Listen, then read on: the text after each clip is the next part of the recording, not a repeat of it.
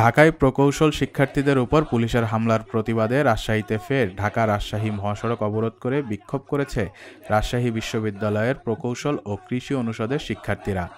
২৮ August বৃহস্পতিবার বেলা ১১টার দিকে বিশ্ববিদ্যালয়ের চতুর্থ বিজ্ঞান ভবনের সামনে তারা এই অবস্থান কর্মসূচি পালন করে। পরে কৃষি অনুষদের ৪ বিভাগের শিক্ষার্থীরা এতে সংহতি জানান।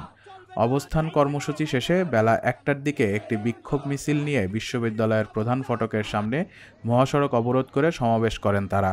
এ সময় শিক্ষার্থীরা আমার ভাইয়ের রক্ত বৃথা যেতে দেব না, নবম দশম পরে কর, ইঞ্জিনিয়ার বানান কর, প্রকৌশলীদের ভয় নাই, রাজপথ ছাড়ি নাই ইত্যাদি স্লোগান দিতে থাকেন।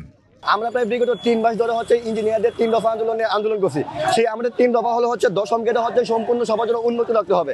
আমরা কি দেখতে পাই দশম গেটে কোনো রকম পরীক্ষা টরীক্ষা ছাড়া সম্পূর্ণ কোটার মাধ্যমে ডিপ্লোমা থেকে পাস করে তারা ঢুকে যায়। তারপর নবম গেটে তারা 33% প্রমোশন নিয়ে ওইখানে ঢুকে যায়। তারপর আমাদের বিএসসি থেকে পাস করি তাদের ওই জায়গায় পরীক্ষা সুযোগ থাকে না দশম গেটে। তো আমাদের প্রথম দাবি আপনার দশম গেট সবার জন্য উন্নতি রাখতে হবে এবং নবম গেট কোটার মাধ্যমে পদোন্নতি নয়, সবার মাধ্যমে পরীক্ষার মাধ্যমে এখানে অংশগ্রহণ নিশ্চিত করতে হবে। তারপর বিএসসি ডিগ্রি ছাড়া কেউ নামের পাশে ইঞ্জিনিয়ার ডিগ্রি লাগাতে পারবে না, এটা আমাদের মেন দাবি ছিল। তারপর এখানে আমরা নতুন দাবি যুক্ত হয়েছে। গতকালকে আমাদের বুয়েট থেকে ভাই বোনরা সচিবালয়ে মিছিল নিয়ে যাওয়ার পর দেখা যায় ওদের উপর পুলিশে ন্যাক্কারজনক হামলা জানায়। তো সেই ন্যাক্কারজনক হামলা আমরা প্রতিবাদ জানাই এবং দ্রুত বিচারের আওতায় আনতে হবে। এই আমাদের এখন প্রাথমিক দাবি দেওয়া। প্রকৌশল অনুষদের শিক্ষার্থী আহমেদ হাসান বলেন, আমাদের ৩ দফা দাবিকে সরকার শুরু থেকেই অবহেলা করে আসছে।